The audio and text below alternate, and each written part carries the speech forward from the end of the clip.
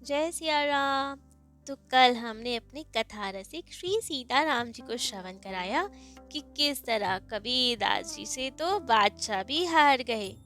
उन्होंने धन देना चाहा, परंतु कबीरदास जी ने तो कहा, कबीरा सब जग निर्धना धनवंता ना कोई, धनवंता सो जानिए जाके राम नाम धन होए।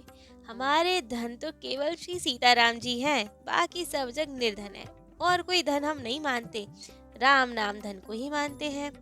तो अब उनकी प्रतिष्ठा देखकर तो सब जगह उनकी जय जयकार होने लगी। हर कोई उनसे आता, खूब उन्हें प्रणाम करता, उनकी जय जयकार करता।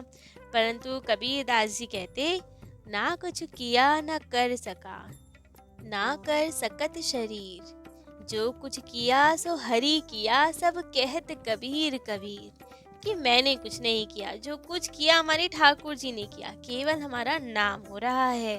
और इनकी इतनी प्रतिष्ठा तो देखकर वहां के ब्राह्मण जल भुन गए कि हम इनका अहित कैसे करें, इन्हें संतों का श्राप दिलवाया जाए। अब की बार यदि संत इन्हें श्राप दे देंगे तो आनंद ही आ जाएगा, बहुत प्रतिष्ठा है ना इनकी, सब धूमिल हो जाएगी। तो क्या योजना की जाए ऐसे, क्योंकि संतों की तो प्रिय हैं कबीरदास जी, बहुत प्यार करते हैं उन्हें, तो कैसे उनको विरोधी बनाया जाए। तो एक प्लानिंग की गई। इन्होंने 4 अपने जनों को, ब्राह्मणों को साधु वेश धारण करवाया। वैरागी साधु 2 तरह के होते हैं, एक तो मुंडित केश और एक होते हैं जटाधारी। अब जटा रखने में तो बहुत समय लगता, कहाँ तक जटा बढ़ाते, मुंडित होना तो आसान। तो सब ने, चारों ने अपने सिर मुंडवाए और साधु वेश धारण किया, बढ़िया सुंदर तिलक लगाया, खूब सारी तुलसी जी पहनी और वैसा ही वेश बनाया और गए गांव में, दूर दूर तक, बहुत सारे गांव में गए, दूर दूर प्रदेशों तक गए और सबको इनवाइट किया। सबको कहा कि कबीरदास जी सिकंदर लोधी को हरा के आए हैं, तो उन्होंने झरा भंडारा रखा है अपने घर पे, सबको आमंत्रण है, सब आए, खूब प्रेम से प्रसादी पाए, सबको खूब वस्त्र धन आदि दिया जाएगा और भोग प्रसादी होगी। कबीरदास जी के यहाँ भंडारा है। अब तो दूर दूर गांव तक सबको न्योता है ये, बिना कबीरदास जी को बताए, उन्हें तो कुछ पता ही नहीं, वे तो अपनी धुन में मस्त। और यहाँ तो सब जगह न्योते चले गए। जो कोई संत जन दूसरों के यहाँ जाते नहीं थे भंडारों में, केवल अपने भजन में रहते थे, वे तक ये सुनकर कि कबीरदास जी भंडारा कर रहे हैं, साधु की प्रतिष्ठा स्थापित करके आए हैं सिकंदर लोधी के सामने, और इतने उच्च भक्त हैं, ठाकुर जी इनके साथ सदा लीला करते हैं, तो इनके यहाँ तो प्रसाद पाना चाहिए। वे संत भी दौड़ पड़े, तो सबको बता दिएगा कि अमुक दिन, उस दिन भंडारा है, झरा भंडारा, खूब प्रेम से पाए, सब लोग आए। दूर दूर तक न्योते तो चले गए और कबीरदास जी को कुछ खोज खबर ही नहीं कि हो क्या रहा है यहाँ पे। अब तो चारों तरफ से जय जय सीताराम, जय जय राधे श्याम, हर हर महादेव की ध्वनि गूंजे और खूब सारी लोग, संत समाज आता हुआ दिखाई दे। अब तो कबीरदास जी ने सोचा कि हो क्या रहा है, कहीं कुंभ तो नहीं लग रहा, ये कौन सा समय है कुंभ लगने का, इतने साधु तो कभी देखे नहीं साथ में, कुंभ में ही दिखते हैं इतने तो जाते और पूछते कि प्रणाम दंडवत करते और कहते कि क्या बात है, कहाँ जा रहे हैं आप लोग, कुंभ तो नहीं लगा कहीं असमय, हम भी चलें क्या आपके साथ। तब तो साधु खूब हंसते और कहते, अरे कबीर जी क्यों हंसी मजाक कर रहे हैं, आप ही के तो घर आ रहे हैं, आपके न्योते पे झरा भंडारा किया और यहाँ हमसे हंसी कर रहे हैं। अब तो कबीरदास जी सुन के हैरान कि हो क्या रहा है हमने कौन सा झरा भंडारा किया, लेकिन अब सारे संत ऐसे ही बोले। तब तो इन्हें समझते देर नहीं लगी कि ब्राह्मणों ने कुछ लीला रच दी है, और ये तो परेशान कि क्या किया जाए, अब कैसे लाज बचे। तो अब तो साधु आने लगे, खूब बड़ी बड़ी जमातें आने लगी इनके घर पर और पंगत बैठी। पूछा गया इनसे कि भोजन में कितना देर है, कब भोग लगाएंगे आप। बहुत सारे ब्राह्मण आ रहे हैं, तो एक पंगत तो स्टार्ट कर दीजिए भोग लगा के, फिर दूसरी पंगत लगा लेंगे।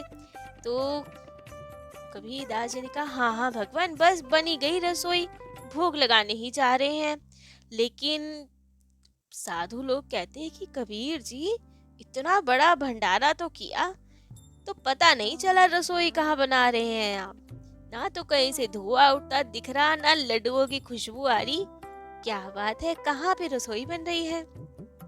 कबीरदास जी ने कहा, हाँ हाँ, बहुत संभाल के ढंग से बन रही है ना रसोई, जिससे कि कोई ऐसा ऐसा रसोई में ना आ जाए।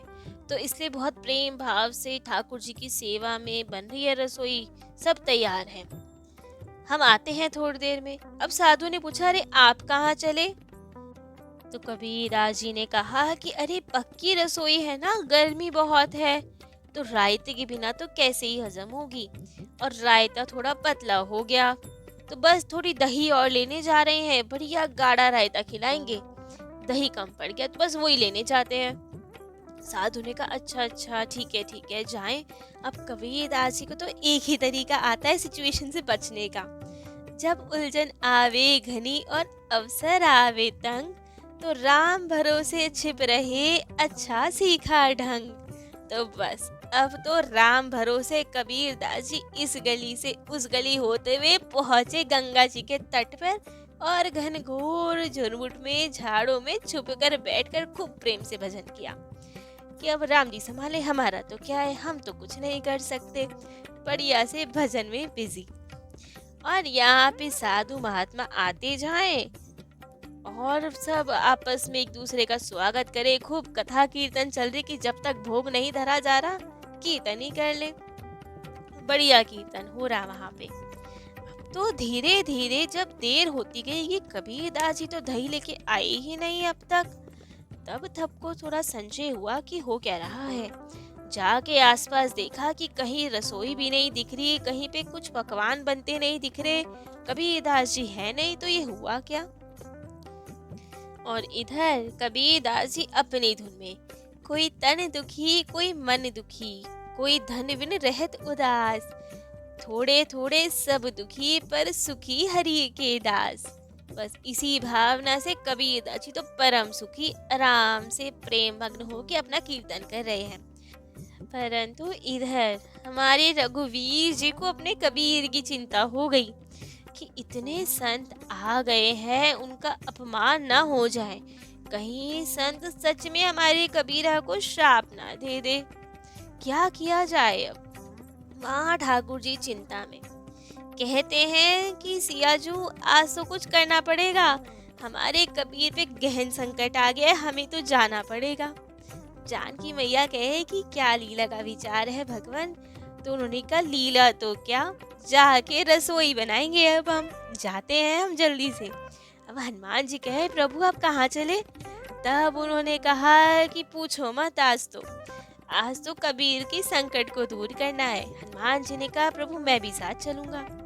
उधर तो अंगद जी आ गए कि भगवान हमें कभी नहीं ले जाते, आप हमेशा हनुमान जी को ले जाते हैं। तब राम जी ने कहा, अरे भाई तुम भी चलो साथ। तो आगे गए तो नल नील जी कि हमसे तो केवल एक ही बार सेवा ली, उसके बाद कभी कोई आज्ञा नहीं दी हमें। तो अब तो राम जी अपने पूरे परिकर को लेकर पधारे कबीर जी के घर पे, और खूब सुंदर कबीर जी का स्वरूप बनाया। वही टोपी, वही वेशभूषा, वही पूरा स्वरूप। अब कबीरदास जी मुसलमान थे, वैसे थोड़ा वेशभूषा था, उनकी दाढ़ी, उनकी टोपी और जैकेट पहनते थे, तो वही सब वेश राम जी ने धारण किया, पूरे कबीरदास जी की जैसे, और खूब प्रेम से अपने सारे परिकर को लेकर आए यहाँ पे। अब तो संतों ने देखा कि बड़े बड़े हांडे आ रहे हैं दही के, और खूब सारे पकवान आ रहे हैं, बड़े प्रसन्न कि कबीरदास जी आ गए। और इधर राम जी ने कहा कि सब लग जाओ काम पे अब जल्दी से। खूब जल्दी से तैयारी हुई, खूब बढ़िया पकवान बने। हनुमान जी को तो लड्डू बनाने की रिस्पॉन्सिबिलिटी मिली, पर हनुमान जी छोटे छोटे लड्डू तो क्या ही बनाते, एक एक शेर का एक एक बड़ा बड़ा लड्डू बनाते हनुमान जी तो। और खूब सुंदर लड्डू देखकर तो सारे संत की, अरे भाई इतना बड़ा लड्डू कैसे पाया जाएगा। परंतु हनुमान जी अपनी मस्ती में बढ़िया से लड्डू बना रहे हैं।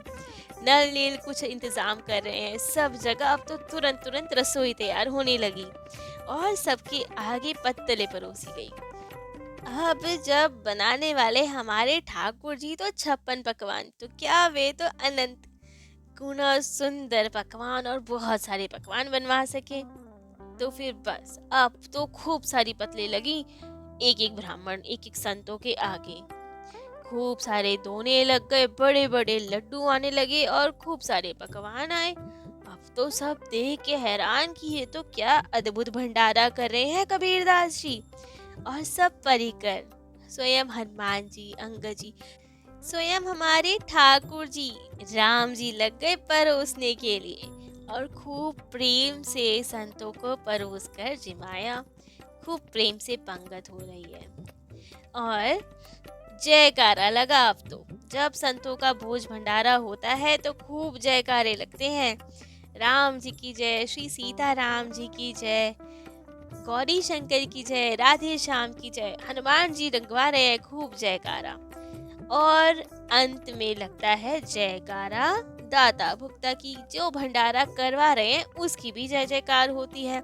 तो अब संतों ने खूब जय जयकार लगाए, कबीरदास जी की जय, कबीरदास जी की जय।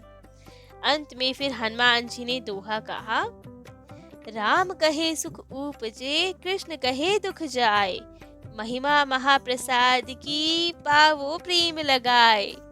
बोलिए सब संतन की जय, और संतन ने कहा बोलिए कबीरदास की जय। अब तो इतनी बड़ी पंक्ति थी कि गंगा घाट तक पहुंची हुई थी। दूर दूर के साधु संत आए हुए थे और खूब प्रेम से ठाकुर जी सबको पवा रहे थे। अब कबीरदास जी भी वहीं कहीं छुपे हुए थे। तो अब तो उन्हें खूब जय जयकार की आवाज आई। तो जब श्री सीताराम जी की जय जयकार हुई तो कोई फर्क नहीं पड़ा कि ये तो होती रहती है। बाबा विश्वनाथ की जयकार हुई तो काशी में तो लगेगी ही उनकी जय जयकार, कोई हैरानी की बात नहीं। परंतु जब उन्होंने सुना कबीरदास जी की जय, तब तो उनके थोड़ा सा कान खड़े हुए कि ये क्या हुआ, हमारी जय जयकार क्यों हो रही है। तब उन्हें याद आया कि लग रहा है ठाकुर जी ने लीला कर दी, हमारे घर पे ही कुछ लीला चल रही है, क्योंकि भंडारे के समय ही दाता भुक्ता की जय होती है। तो कबीरदास जी चौकन्ने हुए और सोचा, लग रहा है ठाकुर जी आ गए हैं, कुछ लीला कर रहे हैं। हमेशा हम दर्शनों से चूक जाते हैं। स्वप्न में दर्शन होते हैं, ठाकुर जी के स्वरूप के भी दर्शन होते हैं, परंतु जब जब वे लीला करने आते हैं तब हमें दर्शन नहीं होते, क्योंकि हमारे पहुंचने से पहले ही भाग जाते हैं ठाकुर जी। तो क्यों ना इस बार उन्हें रंगे हाथों पकड़ा जाए, देखा जाए कि हमारे ही स्वरूप में ठाकुर जी कैसे लगते हैं। तो बस उन्होंने सोचा कि दबे पाओ घर की ओर जाया जाए। अब तो झाड़ियों से निकले और तो थोड़ा छुपे। अब सब संत तो नहीं जानते थे कबीरदास जी को कि वे कैसे दिखते हैं, दूर दूर के संत आए हुए थे। तो थोड़ा बहुत अपना मुंह छिपा छिपू के धीरे धीरे अपने घर की ओर बढ़े कि ठाकुर जी के दर्शन करें। पहुंचे तो दूर से ठाकुर जी दिख रहे हैं कबीरदास जी के वेश में।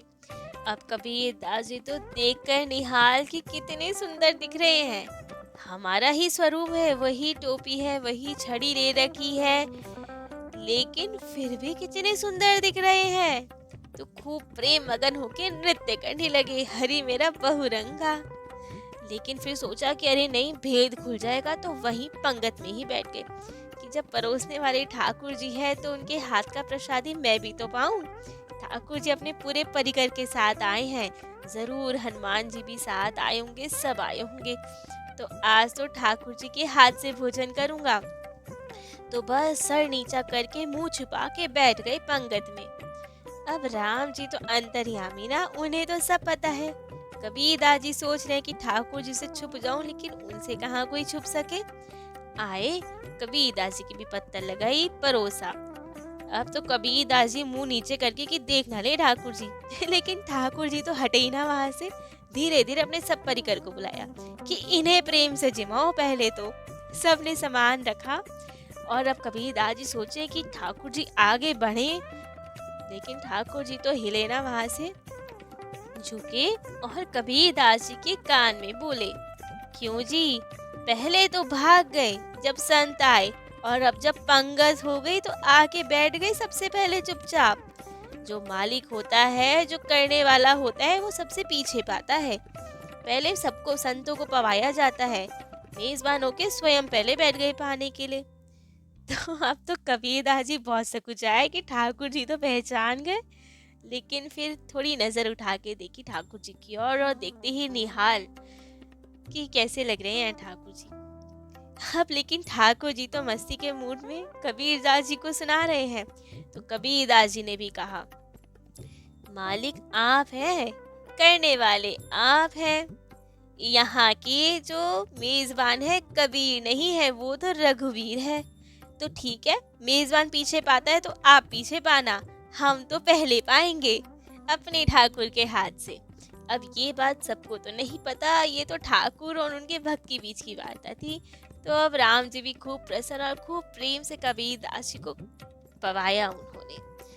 तो और बस अब एक पंगत उठी, दो पंगत उठी, सबको ठाकुर जी ने जी भर कर खूब प्रेम से भोजन आदि पवाया।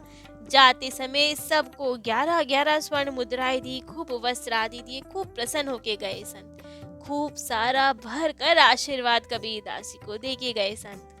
और अब तो ब्राह्मणों की जितनी चाल उन्होंने चली थी ना कि इसको श्राप मिले, वे तो अपना समूह लेके रह गए। कबीरदास जी को तो खूब सारा आशीर्वाद मिला। ये है भगवत कृपा का चमत्कार। तभी तो कहा गया है, जो पे कृपा रघुपति कृपालु की, बैर और को कहाँ सरे, होई न बाको बार भगत को, जो कोई कोटि उपाय करे। कि जिस पे हमारे राम जी की कृपा है ना, उससे कोई भी बैर करे वो सरता नहीं है, कोई भी उसका बाल तक नहीं बाका कर सकता, जिस पे ठाकुर जी अपना वरद हस्त रखते। तो आज के लिए इतना ही, एक अद्भुत लीला के साथ। कल कबीरदास जी की और उनके प्यारे ठाकुर जी की और भी बहुत सारी लीलाएं श्रवण करेंगे। आज के लिए इतना ही। जय जय श्री सीताराम।